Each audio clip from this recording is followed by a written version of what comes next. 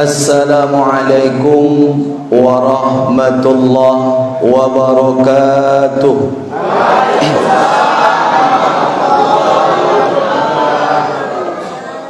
Alhamdulillah alladzi ja'alallahu syahr Ramadan syahran mubarakan wa farada alaina as-siyama li ajli at-taqwa. Ashhadu an la ilaha illallah huwa khaliqul haqqul mubin wa la hawla wa la quwwata illa billahil aliyyil azim. Wa ashhadu anna Muhammadan abduhu wa rasuluh an-nabiyyu dzul qalbir rahim wa khuluqil azim wan nabiyyu al-mab'uts rahmatan lil alamin. Allahumma salli ala sayyidina Muhammad wa ala alihi wa ashabihi ajma'in. Subhanaka la ilma lana illa ma 'allamtana innaka antal alimul hakim. Allahumma faqihna fid din. Allahumma faqihna fid din wa 'allimna ta'wil. Rabbi israh li sadri wa yassir li amri wahlul 'uqdatam min lisani yafqahu qawli. Al-Mukarram Ustazuna Ustaz Asballah Al-Mukarram, para kawan-kawan seperjuangan dakwah yang tidak saya sebutkan satu-satu namanya insyaallah. Kemudian yang saya hormati pembina Yaski, yaitu Ustaz Chandra Simamora LCMA. Kemudian yang saya hormati Bapak Ketua DPD Fortuni. Yang besar tidak saya sebut gelar, yang kecil tidak saya sebut nama. InsyaAllah kita semua yang hadir di sini sama-sama dimuliakan Allah Subhanahu wa taala. Amin. Amin rabbal alamin. Bapak Ibu hadirin hadirat jamaah rahimani wa rahimakumullah. Dalam pertemuan ini banyak mengingatkan kepada saya pribadi sebuah tanda dan kekuasaan Allah Subhanahu wa taala. Dan dengan pertemuan ini pula saya ingat dalam sebuah hadis Nabi yang diriwayatkan oleh Imam Muslim dari sahabat Nabi Abu Hurairah. Apa kata Nabi? Qala Rasulullah sallallahu alaihi wasallam, innallaha la yanzuru ila suwarikum wa amwalikum walakin yanzuru ila qulubikum wa a'malikum. Sesungguhnya Allah Subhanahu wa taala, kata Nabi, tidak melihat suwari, yaitu bentuk fisik, dan Allah tidak juga melihat harta kita. Tapi yang Allah lihat, walakin yanzuru, tapi Allah melihat qulubikum, yaitu niat kita, wa a'malikum, dan amal kita. Maka Bapak Ibu jamaah yang Allah muliakan, di dalam kitab Sarah Muslim karangan Imam An-Nawawi cetakan Darul Hadis, di situ beliau mengatakan dan menjelaskan apa maksud Allah melihat di situ. Kata Imam Nawawi, maksud dari melihat yang zuru itu tadi, Allah melihatnya bagaimana? Maksudnya di situ bahwa Allah memberikan pahala, kemudian memberikan balasan kepada seseorang bukan dari fisiknya. Jadi cara Allah melihat itu bukan dari fisiknya, tapi dari niatnya. Sama kita hadir di sini, saya di depan, niatnya apa ke sini? Itu yang dinilai Allah. Bukan pakaian saya yang harga mahal yang saya pakai, bukan sal yang saya pakai, bukan kendaraan saya yang pakai ke sini, bukan. Bukan wajah saya yang tampan, tidak. Ya, kalau memuji diri sendiri kan enak. Kalau di orang memuji kita belum tentu dia betul-betul muji kan gitu kan. Ya, Masya Allah. Ya. Jadi niat kita, Bapak, saya apa? Itu yang dilihat Allah. Kalau niatnya lillah, maka akan dibalas oleh Allah pahala itu. Tapi kalau niatnya bukan lillah, maka yang ada sia-sia. Itulah maksud yang dijelaskan oleh Imam Nawawi. Kemudian Bapak Ibu jamaah Allah muliakan, dalam kesempatan ini juga saya ingat dalam sebuah ayat dalam surah Al-Imran ayat 6. Apa kata Allah? Huwallazi yusawwirukum fil arhami kaifa yasha.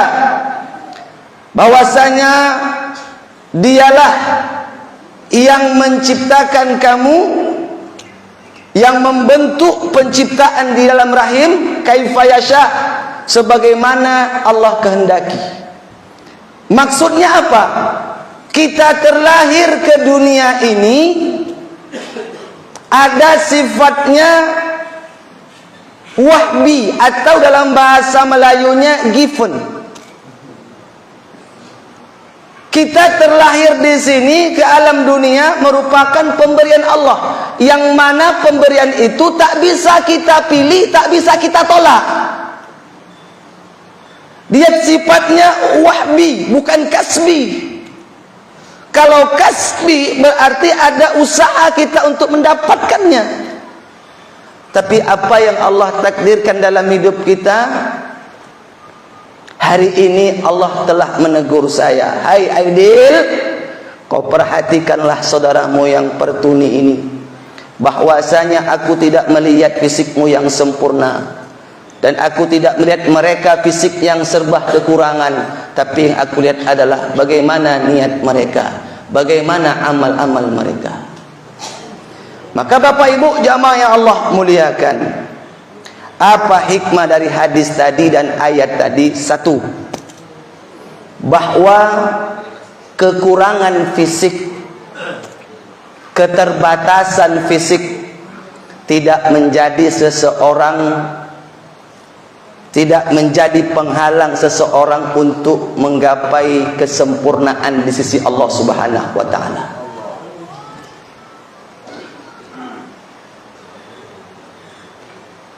Jadi kekurangan, keterbatasan fisik itu tidak jadi penghalang untuk kita menggapai ridhonya Allah, apalagi di bulan Ramadan ini. Yang kedua, apalagi hikmah di hadis tadi dan ayat tadi, Allah mengumpulkan kita di sini semua bukan ingin menunjukkan siapa yang sempurna fisiknya dia bangga, siapa yang kurang keterbatasan fisiknya dia merendah, tidak. Tapi ini semua adalah ujian.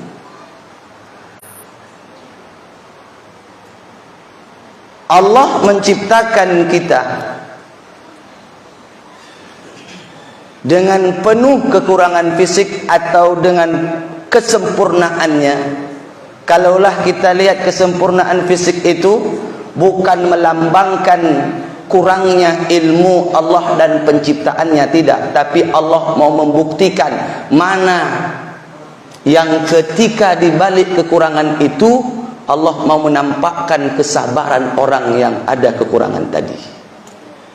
Kepada siapa Allah tampakkan? Kepada mereka yang ada fisiknya sempurna. Nah, maka Bapak Ibu jamaah yang Allah muliakan, itu hikmah yang kedua. Hikmah yang ketiga, bahwasanya ada juga dalam Al-Quran surah Al-Baqarah ayat 18, yang mana Allah memberikan tamsil kepada orang-orang yang secara fisik sempurna. Dibilang Allah summum bukmun umyum. Summun bukmun umyum.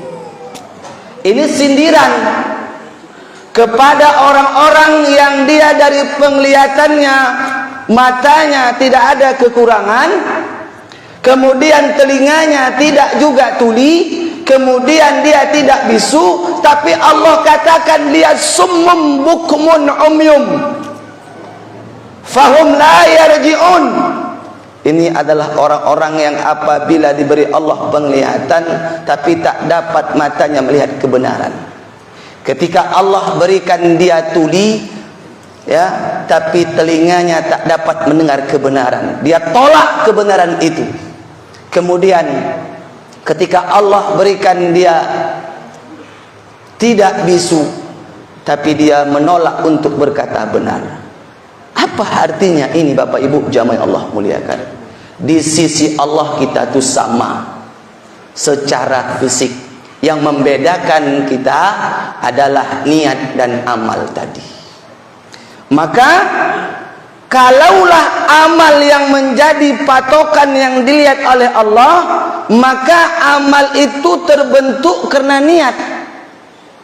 Niat itu sesuatu yang keinginan yang belum terjadi, itu namanya niat. Keinginan yang belum terjadi. Nah, maka niat itu harus disertai dengan amal, maka amal tadilah sebagai implementasi daripada niat tadi. Kalau kita tak ada niat untuk puasa, maka tak akan ada kita puasa. Kita kenapa bisa puasa? Karena ada niat untuk melakukan ibadah puasa. Begitu juga kita sholat. Kenapa kita sholat 5 waktu? Karena ada niat. Niat inilah yang Allah nilai. Niat inilah yang Allah lihat. Maka Bapak Ibu jamaah Allah muliakan, mohon maaf saya memberikan motivasi saja. Nanti isi ceramah bisa disampaikan dengan Ustadz Asballah. Motivasi ini, mohon maaf saya sebenarnya, sempurna ataupun tidak kita secara fisik, tidak itu menjadi patokan kita untuk lemah dalam beribadah. Justru saya katakan, semangat yang orang punya keterbatasan fisik, justru dia mampu melampaui batas itu. Beda dengan orang-orang yang sempurna fisiknya. Kalau sempurna fisiknya banyak lalainya Bapak Ibu. Justru orang yang dia kekurangan, keterbatasan fisik tadi dapat membuat dia sukses. Makanya saya katakan, kesempurnaan fisik atau kekurangan fisik tidak bisa menjadi barometer seseorang itu sukses. Maka kita sama-sama menjadi hamba Allah yang bertakwa. Sudah banyak kisah-kisah dari zaman dahulu, di zaman sahabat Nabi, yang dikenal dengan Abdullah bin Umi Maktum, yang buta juga, tapi bagaimana iblis pun sampai takut sama dia. Dia tidak pantang nyerah, walaupun dia buta, dia sanggup juga berangkat ke masjid, istiqamah dalam mengerjakan sholat 5 waktu.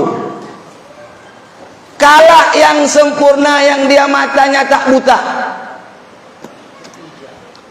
Sampai Abdullah bin Umi Maktum itu sampai dia terjatuh menuju ke masjid tersandung batu.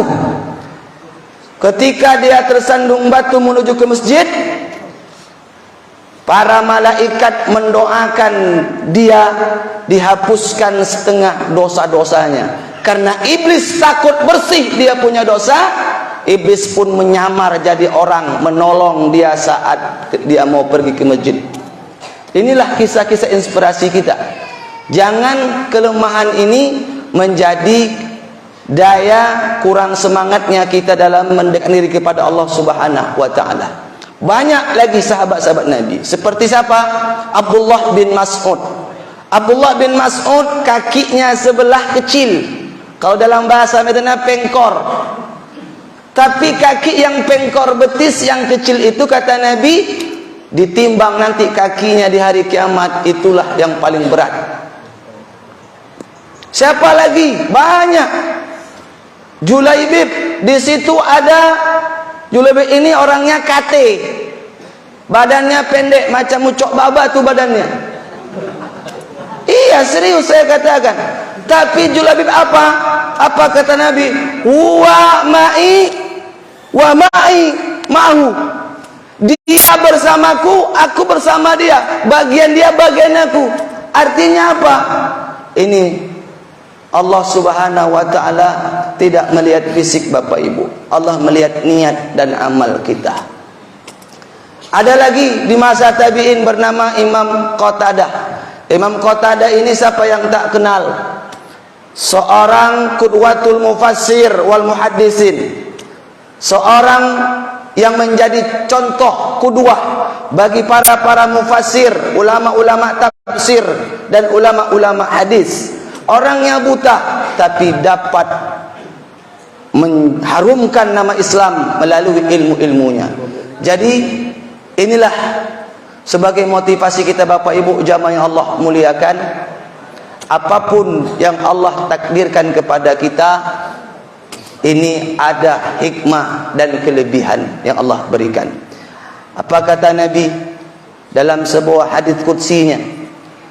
Innallaha qal, sesungguhnya Allah berfirman, idza ibtalaitu abdi, apabila aku menguji seorang hambaku, bi habibaihi, dengan kedua matanya, aku uji mereka dengan kedua matanya. Maksudnya apa? Kedua matanya tak melihat. Apa kata Allah? Allah katakan dalam hadis qudsi itu, fasabara, kemudian dia sabar dalam menjalani itu, maka kata Allah, awattuhu minhumal jannah, maka dengan dua mata itu nanti yang dia rasa tak dapat melihat dunia, aku akan gantikan kedua mata itu dengan surga. Mudah-mudahan Bapak Ibu yang hadir di sini insyaallah masuk surga. Amin. Maka terakhir saya sampaikan sebagai motivasi lagi kepada Bapak Ibu untuk kita semua. Ada kalanya Allah Subhanahu wa taala menaikkan derajat seseorang satu derajat bukan karena amal. Bukan karena amal kata Nabi. Hatta yubtala bi bala'in fi jismihi. Ada kalanya Allah akan menaikkan derajat seseorang satu derajat apabila aku cabut satu nikmat dalam badannya, aku cabut penglihatannya, aku cabut pendengarannya, aku cabut ucapannya, cara jadi tuli, bisu dan lain sebagainya. Itu cara Allah untuk menaikkan derajat kita. Makanya Bapak Ibu jamaah Allah muliakan, inilah motivasi kita.